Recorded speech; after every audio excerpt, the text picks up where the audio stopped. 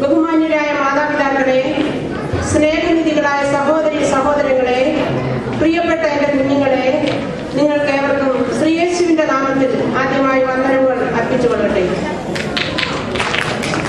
ഈ സമയത്ത് പ്രതിഭാധനനായ സാബു ജേക്കബിന്റെ മനോമുഖരത്തിൽ നിന്നും പ്രഫുല്ലമായ ഒരു കവിത നിങ്ങളുടെ മുമ്പിൽ അവതരിപ്പിക്കുവാൻ ഞാൻ ആഗ്രഹിക്കുകയാണ്. ഇതിന്റെ ഉള്ളടക്കം വളരെ മനോഹരമാണ്. സസ്യശ്യാമള കോമളമായ കൊച്ചു കേരളത്തിൽ പ്രഭാതം പൊട്ടിവിടരുമ്പോൾ ഉണ്ടാകുന്ന ആ മനോഹാരിത ഇതിൽ ഉൾക്കൊള്ളിച്ചിരിക്കുകയാണ്.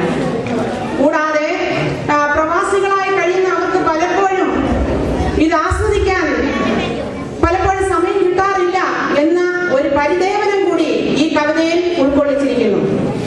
നയനാനന്ദകരമായ നർത്തകികളെയും കർണാനന്ദകരമായ ഗാനമാലപിക്കുന്ന ഗാനഗോപുരങ്ങളെയും ഒക്കെ കാണാൻ ആഗ്രഹിക്കുന്ന നിങ്ങൾ കൂടുതൽ വാക്കുകൾ കൂടി ബുദ്ധിമുട്ടിക്കുന്നില്ല.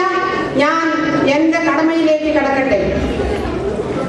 പുലരിതൻ പുഞ്ചിരി വിടരുന്നതും കാത്ത് ജാലകവാതിലിൽ ഞാൻ നോക്കി നിന്നിടവേ, കുറുമൊഴി മുല്ലതൻ പൂവണം ചൊരിഞ്ഞൊരു കുരുനീളം തെന്നൽ വന്നെന്നരുവിൽ തലോടി, തുറന്നിട്ട വാതിലൂടെ എന്നെ തഴുകി വരുന്നൊരു നറുമഞ്ഞിൽ സുഖമുള്ള കുളിരിൽ ലയിച്ചു ഞാൻ.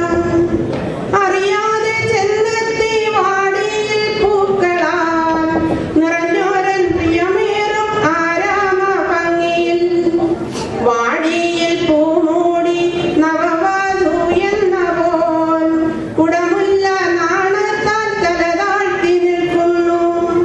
കാറ്റത്തുലഞ്ഞാടി ചില്ലകളിളകുമ്പോൾ പടരുന്ന സുഗന്ധത്തിൽ അലിഞ്ഞു ഞാൻ നിന്നുപോയി.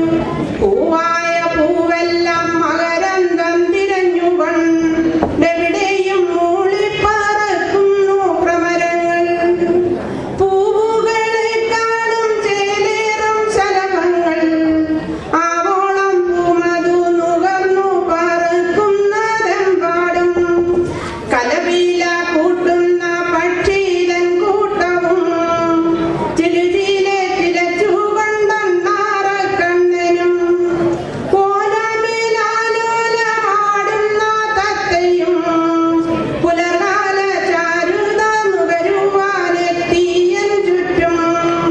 ഉളകമുണർത്തൂമി കാഴ്ചകളെന്നാളും കണ്ടുകൊണ്ടിളവയിൽ നുകർന്നുകൊണ്ടിനിയുമുണരുവാൻ അവധിയാഘോഷിച്ചു മടങ്ങാനൊരുങ്ങുമീ പ്രവാസി മലയാളിക്കിനി എത്ര നാൾ കാക്കണം. ഇങ്ങനെ ഒരു അവസരം ഒരുക്കി തന്ന ഇതിന്റെ സംഘാടകർക്ക് നന്ദി പറഞ്ഞുകൊണ്ട് ഞാൻ എന്റെ വാക്കുകളിൽ ഉപസംഹരിക്കുന്നു.